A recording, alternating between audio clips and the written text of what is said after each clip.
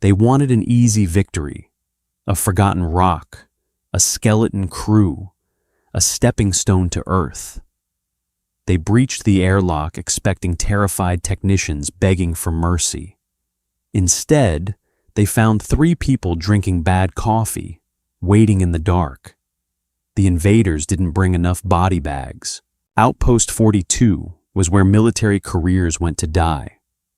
It sat on the edge of the charted frontier, clinging to a barren, wind-scoured moon designated LV-89. The atmosphere was a toxic soup of ammonia and methane.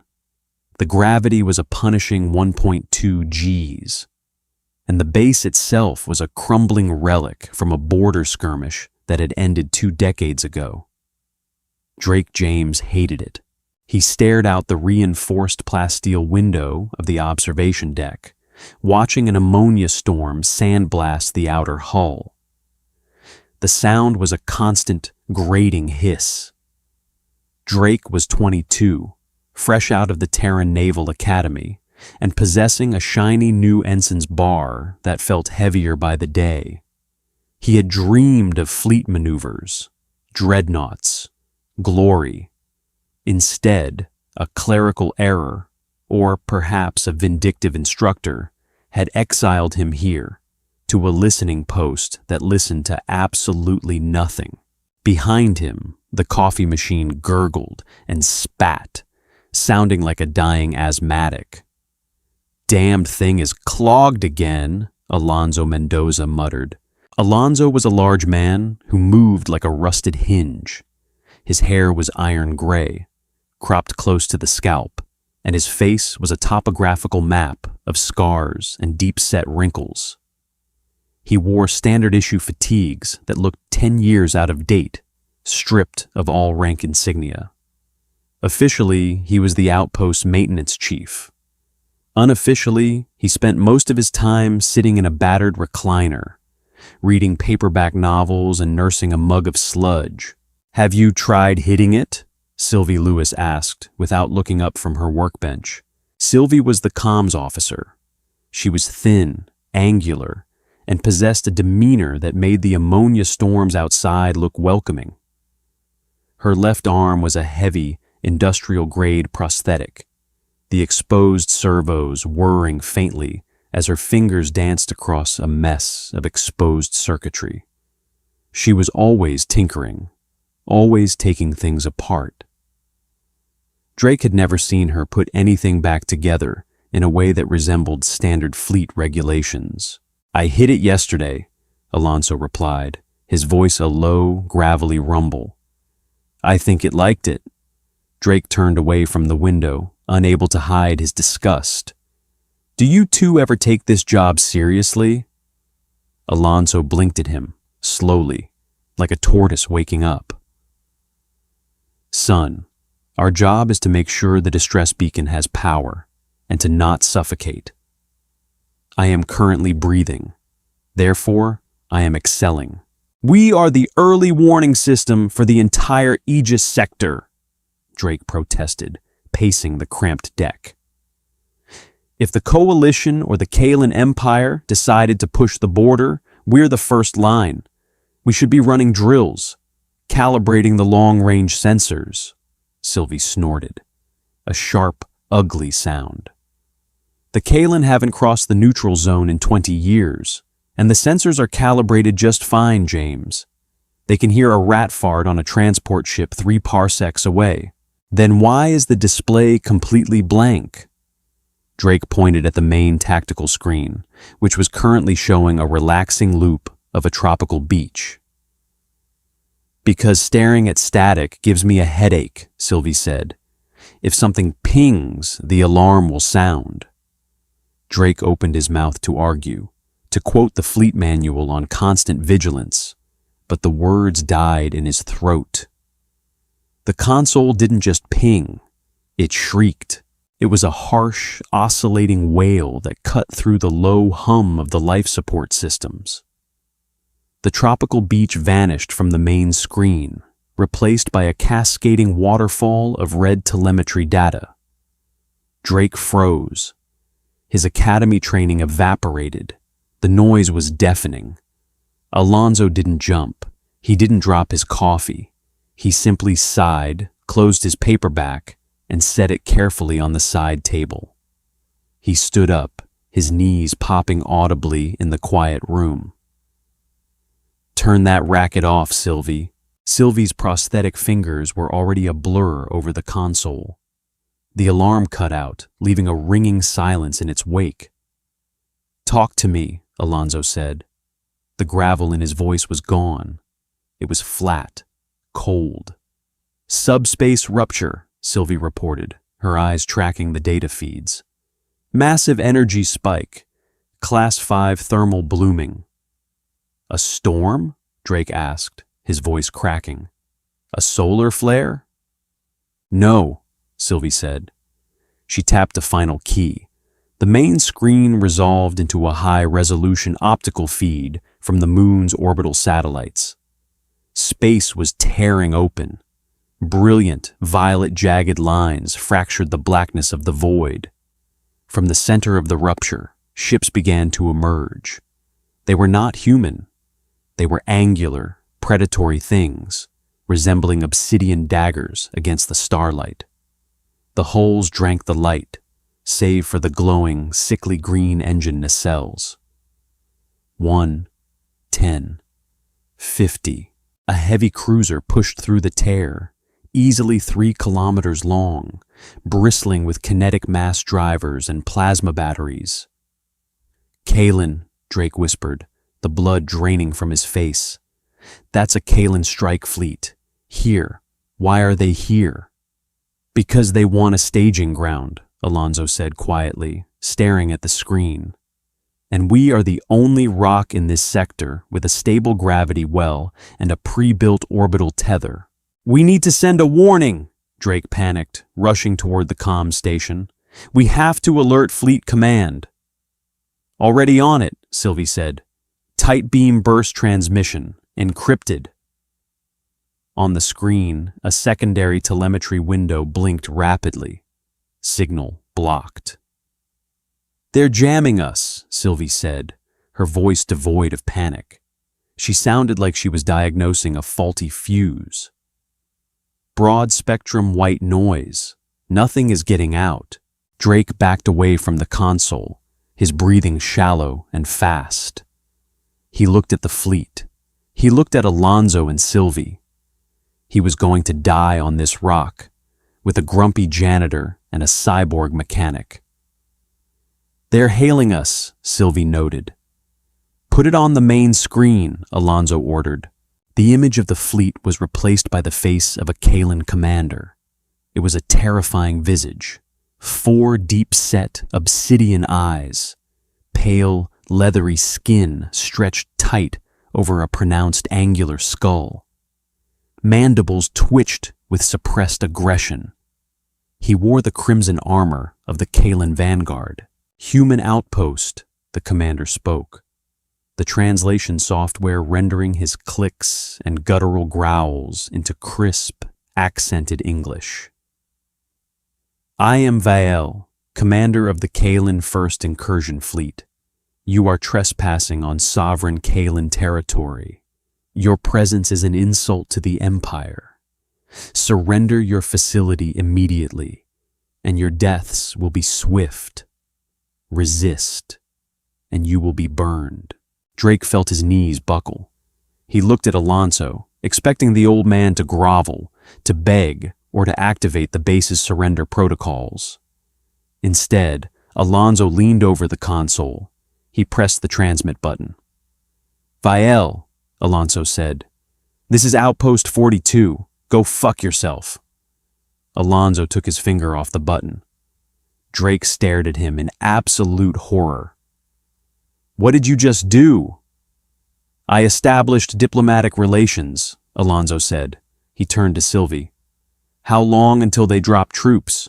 "They won't drop right away," Sylvie said, cracking her organic knuckles. "Kalen doctrine. They'll soften us up from orbit first. Give it 2 minutes." "Right," Alonso grunted. "Better head to the basement." The basement wasn't really a basement. It was a reinforced bunker beneath the main hab block, buried under 50 meters of solid titanium-laced basalt. It was meant to withstand a direct hit from a rogue asteroid. Drake stumbled down the narrow stairwell, his heart hammering against his ribs like a trapped bird. The klaxons were blaring again. The lights had switched to a harsh, tactical crimson. Behind him, Alonso and Sylvie descended with infuriating calm. Alonso was carrying his coffee mug. "You just signed our death warrants," Drake yelled over his shoulder as they reached the heavy blast doors. "We could have surrendered. We could have negotiated." Alonso keyed a code into the door panel. The massive steel slabs hissed and parted. "Kalen don't negotiate, kid, and they don't take prisoners. Not really. If you surrender, they put you in a labor camp until your bones snap. I prefer to keep my bones." They stepped into the bunker. It was a stark concrete room lined with server racks, emergency rations, and environmental scrubbers. "Brace," Sylvie said simply. The first orbital strike hit. The sound didn't come through the air. It came through the floor. A colossal, bone-shaking impact that hit like a physical blow. The concrete dust drifted down from the ceiling like snow. The emergency lights flickered, died, and then flared back to life. Drake was thrown to his knees, clapping his hands over his ears. His teeth rattled in his skull. Another impact, and another. A relentless, thunderous drumbeat that vibrated in his chest cavity. The Kalen were unleashing plasma bombardments, vaporizing the surface of the moon, turning the Outpost upper levels into molten slag. Drake curled into a ball beneath a metal desk, eyes squeezed shut, whispering a prayer to a god he hadn't spoken to since childhood. He waited for the roof to cave in. He waited for the incinerating heat. Minutes dragged like hours. The bombardment was a sensory overload, a pure expression of kinetic and thermal rage. And then it stopped. The silence that followed was heavy, ringing in Drake's ears. He slowly opened his eyes. The dust hung thick in the red light. He looked across the room. Alonso was sitting on a crate, wiping dust off the rim of his coffee mug with a thumb. Sylvie was standing by a terminal, typing furiously, a wire plugged directly from her prosthetic arm into the console. "Damage report," Alonso said. "Upper hab block is gone," Sylvie replied. "Comms tower vaporized. Hangar bays 1 and 2 are collapsed. Life support is on auxiliary power. Air scrubbers are green. Blast doors holding. They're going to send infantry now," Alonso stated. It wasn't a question. "Yeah. Sensors pick up 4 dropships detaching from the cruiser, touching down in the ruins of the motor pool. They're bringing heavy infantry. Shock troops." Sylvie unplugged herself. "They'll try to breach the lower levels to secure the geothermal reactor." Drake crawled out from under the desk, coughing on the dust. "We have to hide. We have to find a vent or a maintenance shaft." Alonso stood up. He walked past Drake, ignoring him completely. He approached the far wall of the bunker. There was a large gray locker there. Standard issue. Drake had always assumed it held hazard suits or spare scrubbers. There were no markings on it, save for a heavy biometric lock. Alonso placed his thumb on the scanner. A green light flashed. He grabbed the handle and yanked it open. Drake stared. There were no hazard suits. The locker was an armory, but it wasn't stocked with standard fleet-issue laser rifles or sleek, modern stun batons. These weapons were ugly. They were matte black, heavy, and scarred with use. They were kinetic firearms, weapons that fired solid slugs of metal using chemical propellants. Fleet Command had phased them out decades ago. They were heavy, prone to jamming, and lacked the elegant precision of directed energy. Alonzo reached in and pulled out an assault rifle. It was a brutalist piece of engineering, the barrel thick and shrouded, the stock wrapped in faded, blood-stained athletic tape. He racked the charging handle. The mechanical clack-clack was loud and definitive in the quiet bunker. He tossed a heavy vest toward Sylvie. She caught it one-handed and began strapping it over her coveralls. She reached into the locker and pulled out a pair of what looked like heavy, oversized pistols, but the barrels were too wide. "Micro shotguns," Sylvie muttered, checking the actions. "Loaded with flechette rounds. Good for close quarters." Drake couldn't comprehend what he was seeing. "Where did you get those?" "Those are illegal. The Geneva Ares Accords banned hyperkinetic munitions." Alonzo began loading thick magazines into the pouches on his chest rig. "The Accords apply to the regular military, son. They don't apply to people who don't exist." "What are you talking about?" Alonzo finally looked at Drake. The old man's eyes had changed. The lazy, bored maintenance chief was gone. Beneath the wrinkles and the gray hair, Drake saw something cold, hard, and utterly ruthless. "You think the fleet sent you here as a punishment?" Alonzo said, his voice quiet. "They didn't. They sent you here to keep up appearances, to make this place look like a standard, boring listening post." "I don't understand." "During the Orion campaign," Sylvie interjected, sliding a magazine into her weapon, "the Kalen pushed humanity to the brink. They glassed 3 colonies. We didn't push them back with diplomacy. We didn't push them back with shiny laser guns. We pushed them back by being worse than they were," Alonzo finished. "When the war ended, the politicians wanted peace. They wanted to forget the monsters they created to win.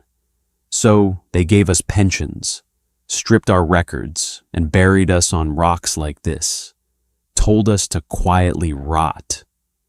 Alonzo picked up a heavy, serrated combat knife, inspecting the edge before sheathing it at his shoulder. "I am retired, James," Alonzo said softly. "I was enjoying my retirement.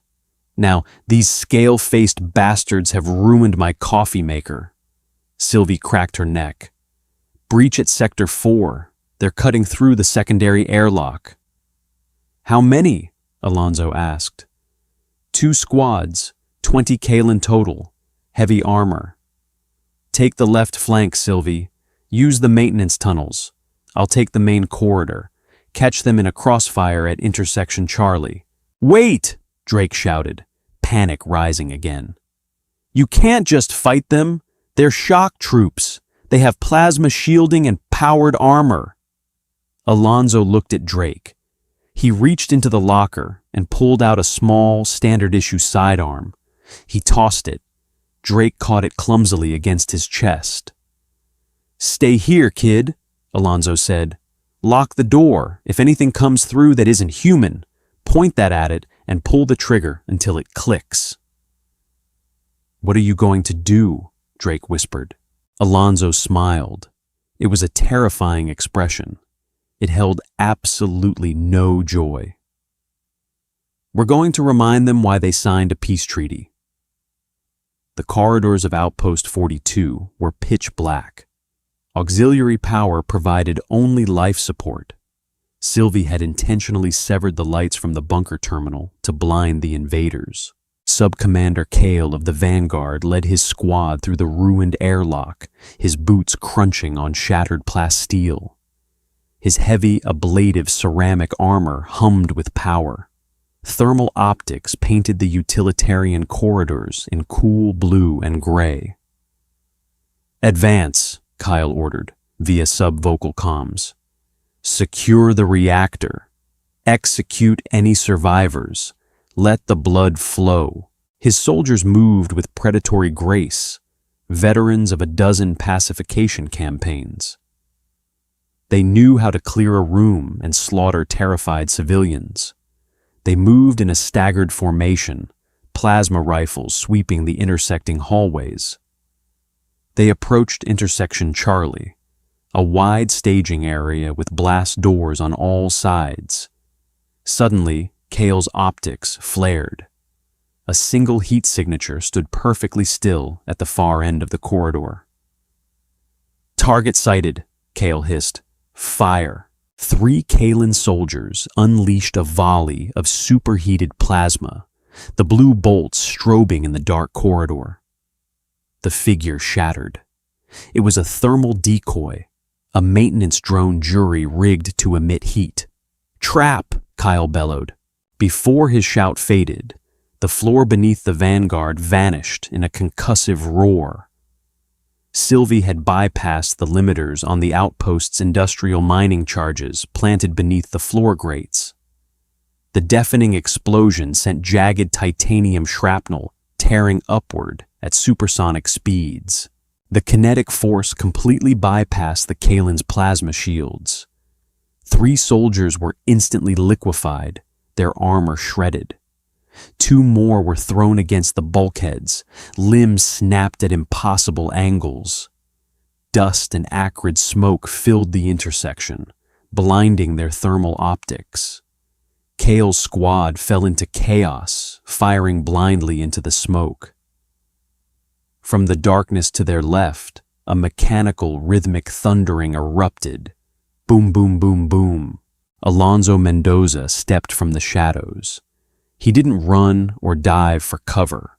He walked forward with the deliberate pace of an apex predator. His assault rifle spat fire, heavy armor-piercing kinetic slugs tearing through the smoke. A Kalan soldier raised his rifle. Alonso's first round shattered the alien's weapon casing. His second punched through the flexible neck seal, blowing a fist-sized exit wound out the back. Thick purple blood sprayed the wall. "Contact left!" Kyle screamed, his eardrums ringing. 2 soldiers pivoted, firing streams of plasma. Alonso sidestepped, letting bolts scorch the bulkhead where he just stood. With terrifying economy of motion, he fired a 3-round burst, caving in another Kalen's chest plate. From the ceiling, a grate popped open. Sylvie dropped into the middle of the remaining squad, landing with a heavy metallic clang that cracked the floor tiles. Before the aliens could react, her micro shotguns roared. Thousands of razor-sharp tungsten flechettes filled the tight space. At this range, armor was irrelevant. The flechettes found joints, eye slits, and unarmored underbellies. 2 soldiers shrieked, clutching their ruined faces. Sylvie spun, ducking a wild plasma shot, and drove her heavy prosthetic fist upward. The sickening crunch of bone echoed as she caught a towering shock trooper under the jaw, crumpling him instantly. Kale watched his elite squad dismantled in seconds. Panic clawed at his chest. These weren't technicians. They fought with a brutal efficiency that defied all Kalan tactical models. Kale raised his weapon at the female human. Before he could pull the trigger, a heavy mass slammed into his side. Alonso hit him like a freight train, driving a knee into Kyle's armored stomach. The breath rushed from Kyle's lungs. Alonso wrenched Kyle's plasma rifle upward, snapping the alien's wrist. Kyle roared, lashing out with his free hand. His claws scraped across Alonso's cheek, drawing bright red blood. Alonso didn't flinch. His expression remained utterly deadpan. He dropped his rifle on its sling, drew his serrated combat knife, and drove it beneath the chin plate of Kale's helmet, burying it to the hilt. Kale gurgled and fell, the last thing he saw being the old human casually wiping blood from his cheek. Silence fell over Intersection Charlie. 10 elite shock troops lay dead. Sylvie ejected her spent magazines. Well, that was brisk. Alonzo pulled his knife free, wiped it on a dead alien's armor, and checked his rifle chamber. Sloppy. Missed a burst on the third one. Recoil spring must be sticking. You're getting old, Artie, Sylvie smirked. I've been old for 20 years, Lewis. Alonzo looked down the corridor. That was one squad. Sensors said 2. Second squad is routing through the ventilation hub, Sylvie said, checking her wrist pad. Trying to flank the bunker. In the bunker, Drake sat huddled in the corner, clutching the pistol, shaking uncontrollably. He had watched the massacre on Sylvie's terminal. They hadn't fought with honor. They had used traps and overwhelming brutal force.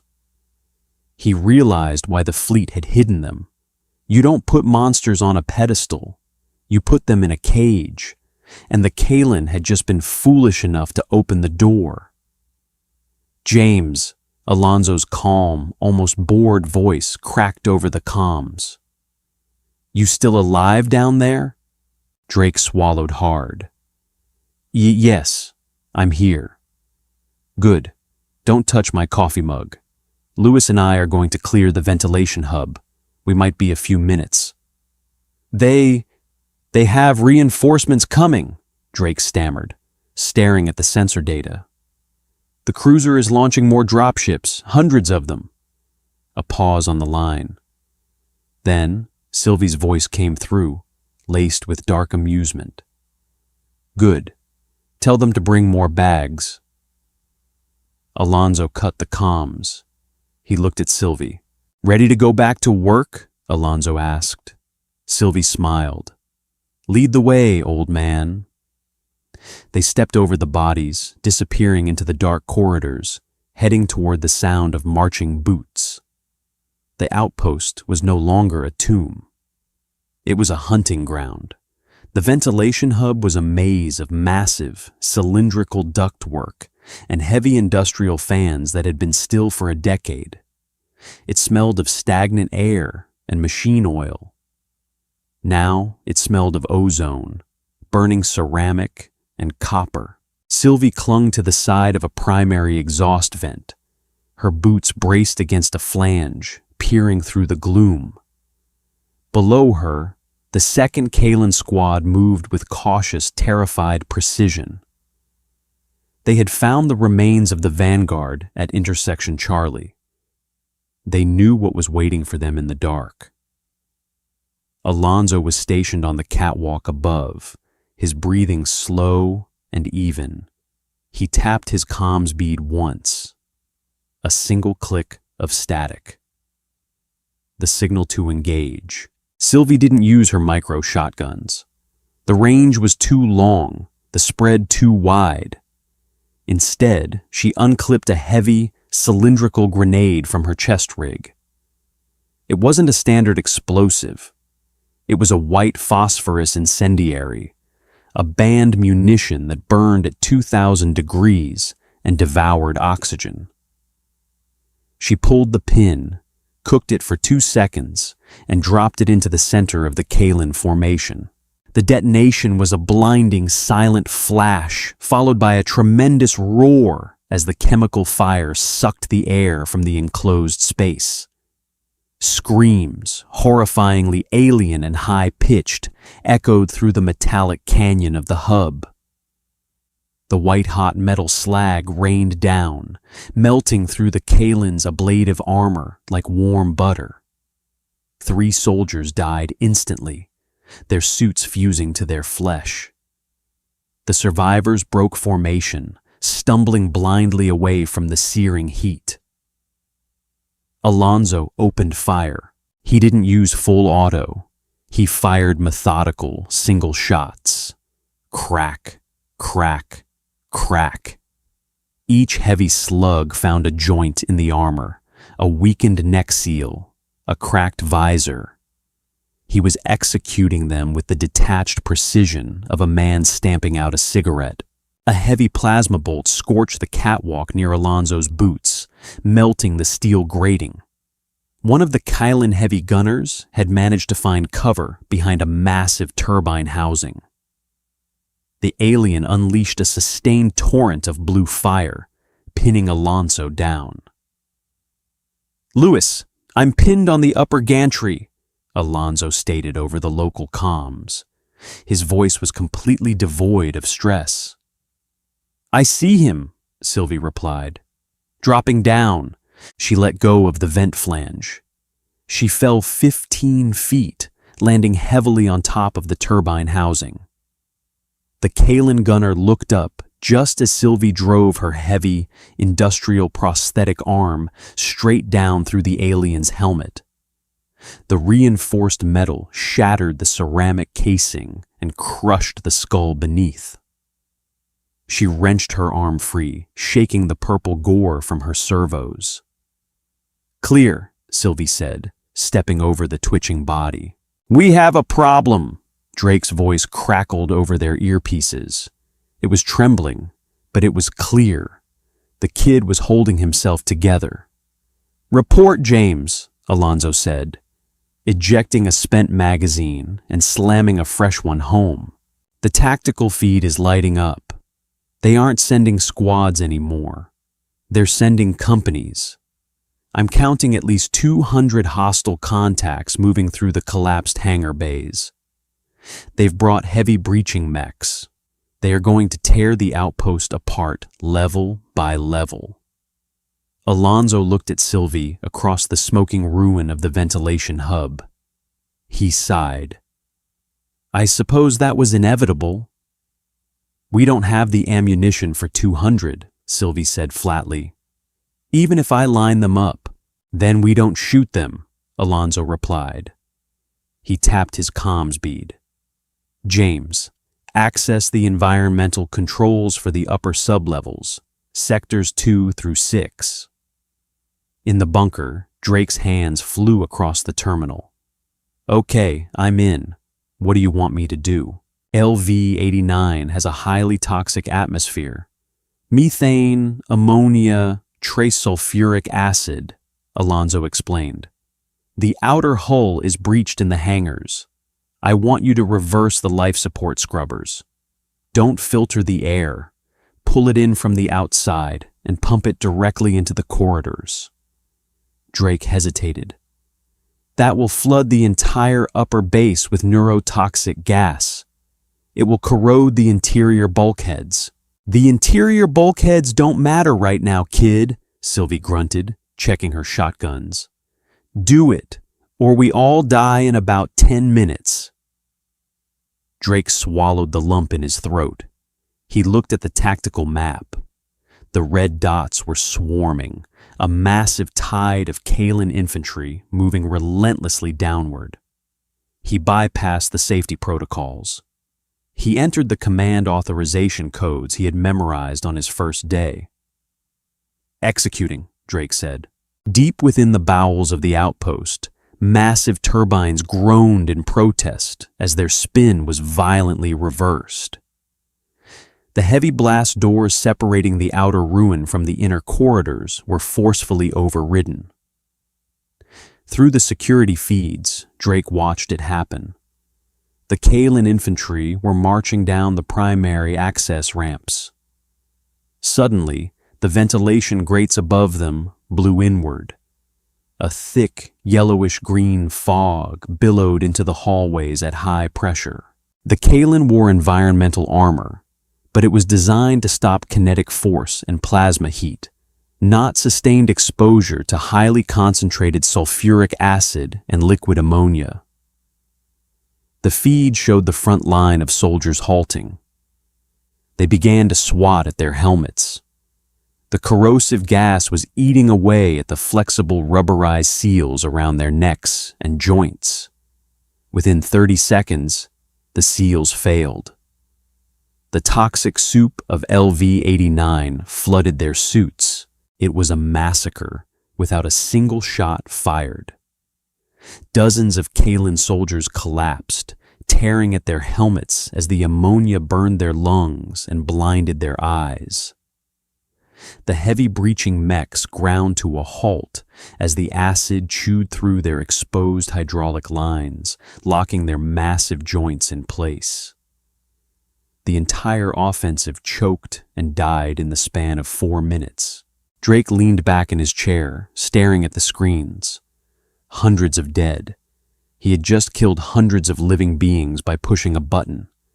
He felt nauseous. His hands were shaking so hard he couldn't type. "Gas deployed," Drake whispered into the comms. They're down. All of them." "Good work, James," Alonso's voice came back. "Don't throw up on the console. It shorts out easily." "They'll retreat now, right?" Drake asked, desperation leaking into his tone. "They have to retreat." "No," Sylvie answered. "They are Kalen. They don't know how to cut their losses. They just changed tactics. And we just made them very, very angry." The silence that settled over Outpost 42 was suffocating. The yellow-green gas hung heavy in the upper levels, rendering the top half of the base a dead zone. Alonso and Sylvie retreated to the reinforced bunker, slipping through the heavy blast doors just before they sealed shut. Sylvie's prosthetic arm was sparking, a hydraulic line weeping dark fluid. Alonso had a deep, charred gash across his left shoulder where a plasma bolt had finally grazed him. He didn't seem to notice. "They're pulling back the infantry," Drake reported, staring at the main orbital feed. He looked up at the two veterans. They looked battered, exhausted, but fundamentally unbroken. "The dropships are lifting off. They are leaving." "They aren't leaving," Alonso said, walking over to the emergency medical kit and pulling out a roll of heavy gauze. He began wrapping his shoulder one-handed. "They realized a ground assault is too costly. They're going to glass the site from orbit, bunker and all." Drake felt the blood drain from his face. "But the orbital tether, the geothermal reactor, if they bomb us with heavy ordnance, they'll destroy the only reason they came here." "Vile, or whoever is commanding that cruiser, has lost face," Sylvie said, taking a wrench to her sparking elbow joint. "A single Kalen squad getting wiped by a skeleton crew is an embarrassment. 200 troops choking on ammonia is a disgrace. They will scorch this rock to hide their failure. They don't care about the tether anymore. They just want us dead." Drake looked at the monitor. The massive Kalen heavy cruiser was repositioning. It was aligning its main spinal battery directly over the outpost. The weapon was designed to crack planetary crusts. The bunker's 50 meters of titanium-laced basalt wouldn't even slow it down. "So, this is it," Drake said, his voice hollow. "We fought them off just to get vaporized." Alonso finished tying off the bandage. He walked over to the main terminal, gently nudging Drake out of the chair. "Not exactly," Alonso murmured.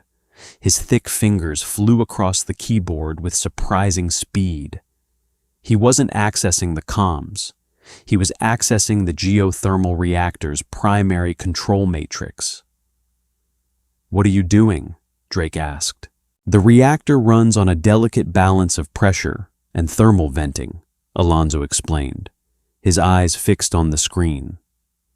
"If you disable the cooling rods and seal the pressure release valves, the core temperature spikes exponentially. It turns a stable power source into a 20 megaton dirty bomb." Drake's eyes widened. "You're going to blow up the moon?" "I'm going to threaten to blow up the moon," Alonso corrected. "Sylvie, patch me through to the Kalen cruiser. Open, unencrypted channel. Audio only." Sylvie jammed a wire into the console. "You're live, Artie." Alonso leaned into the microphone. "Kalen Command Vessel. This is Alonso Mendoza, former gunnery sergeant, Terran 1st Shock Division. I know you are spinning up your main battery. I also know you are looking at your telemetry data right now." There was no response, but Alonso continued. "You see that massive energy spike in our geothermal core? That's me. I've disabled the limiters. In exactly 3 minutes, this entire facility, the orbital tether, and roughly 40 square miles of this moon's surface are going to be vaporized in a thermonuclear firestorm." Alonso took a sip from his cold, stale coffee mug. He grimaced. "Now, you can fire that spinal battery. You'll kill us. But the kinetic impact will trigger the core instantly. You lose the tether. You lose the staging ground. And you lose whatever is left of your pride when your high command finds out you traded an elite invasion force and a strategic foothold for 3 humans in a basement." Silence stretched over the comms. The tension in the bunker was physical, a heavy weight pressing against Drake's chest. He stared at the countdown timer Alonso had initiated on the screen. 2 minutes and 40 seconds. "You want this rock?" Alonso growled, his voice dropping an octave, radiating cold, absolute malice. "Come and take it, but you're only getting ashes." Drake watched the orbital feed. The massive cruiser hung in the void, its main battery glowing with terrifying contained plasma. 2 minutes, 1 minute, 30 seconds. Sweat beaded on Drake's forehead. Sylvie stopped wrenching her arm and just watched the screen, her jaw set. Alonso stood perfectly still, his eyes boring a hole into the display. 1 minute. The glow in the cruiser's main battery began to fade. The massive ship slowly, ponderously began to rotate. The subspace rupture, which had lingered in orbit, flared violently as the cruiser pushed its engines to maximum output.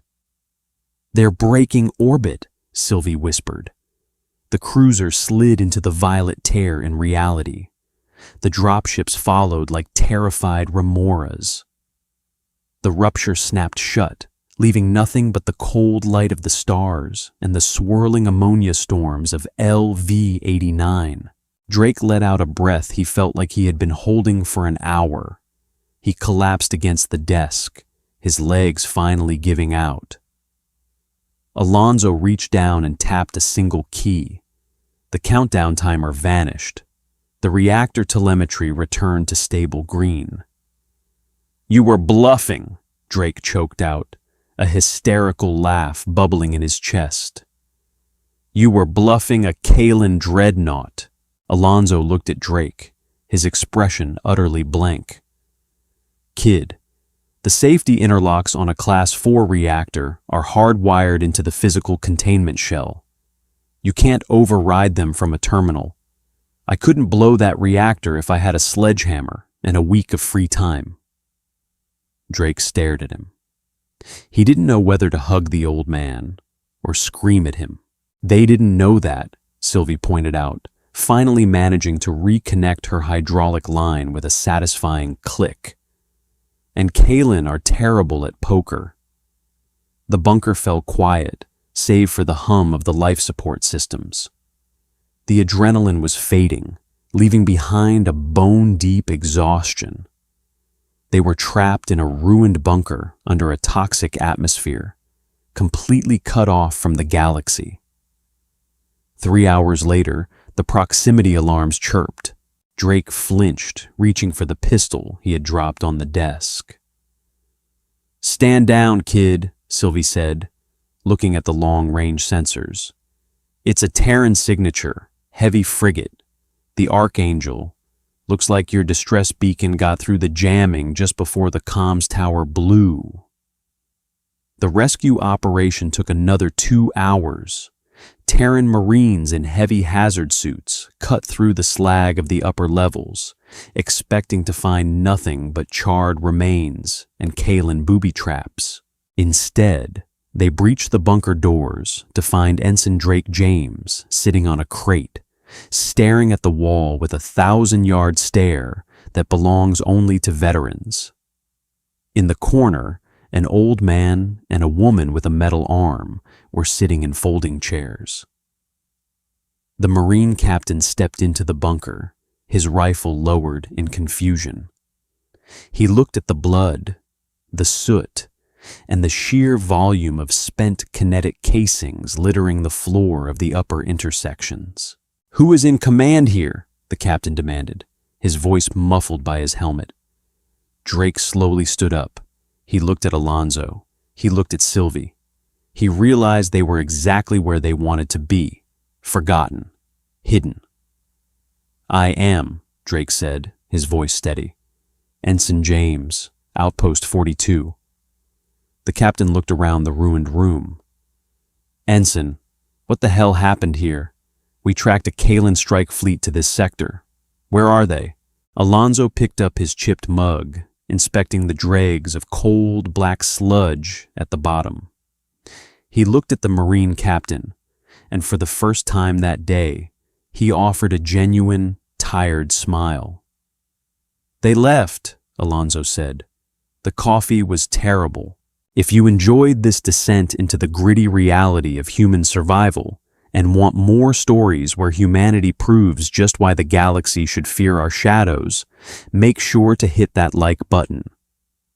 Share this video with your fellow sci-fi fans, and don't forget to subscribe and ring the bell so you never miss another HFY tale.